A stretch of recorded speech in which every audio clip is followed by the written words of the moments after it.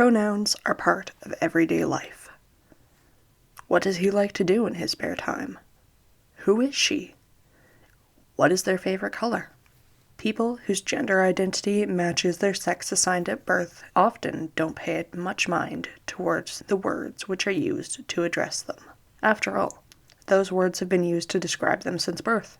Calling a feminine person she, or a masculine person he, is ingrained in us at childhood as English speakers. The thing is, there are other pronouns, some of which are used so often that it's just like he or she. The pronoun of they often goes unnoticed in the singular form, despite being used quite often.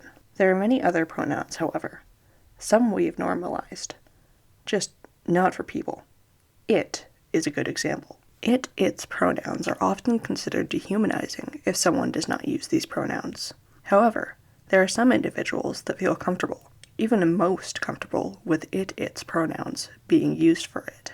Now, I think that can be a good example, a good segue into the topic of misgendering, both being misgendered and misgendering others. I believe it would be fair to state that a majority of cisgendered people are strongly uncomfortable with, even vehemently against, having its pronouns used for themselves. If you are one of those people, think of how it makes you feel to be called it. Or, if you're comfortable with that pronoun, think of someone you know who would be uncomfortable with its pronouns. What is the gut reaction that comes up? Is it a feeling of disgust? A feeling of being dehumanized? Perhaps of being attacked or unheard? Disappointment in not being known as yourself? Negative emotions, angry even. Those negative emotions are what transgender and non-binary people often feel when the wrong pronoun is used. It really sucks. This is why transgender and non-binary people are so adamant that others use the correct pronouns. It's a terrible feeling to be misgendered. The thing is, society genders nearly everything.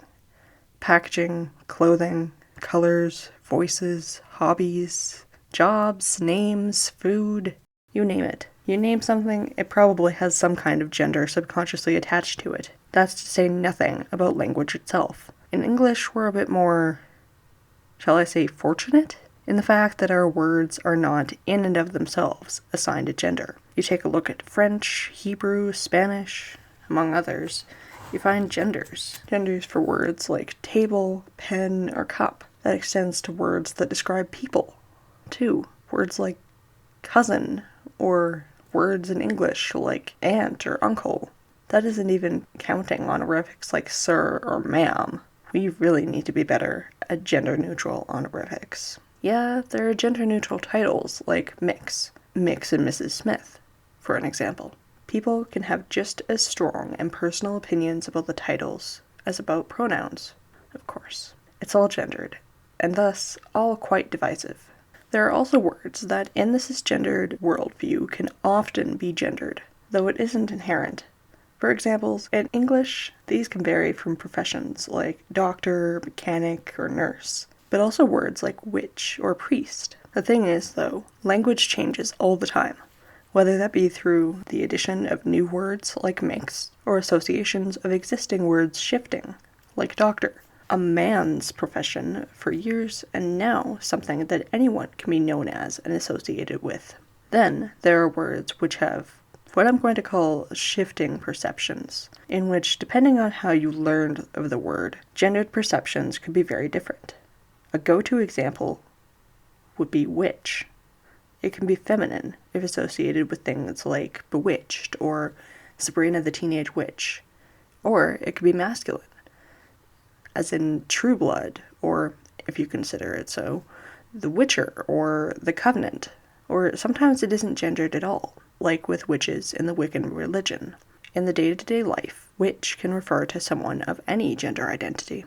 This whole video to say, no matter if you don't mean to be disrespectful, pronouns and other gendered terms can cause joy, harm, or neutral reaction, and so can our day-to-day language. Generally, just listen to people. Respect what language they prefer to have used for their referral. It's basic decency. If you have any topics you would like to see covered about OCD or other LGBTQIA+ topics, please let me know in the comments down below. Resources will be listed down below as well. Thanks for watching the OCD Enby. Stay safe out there.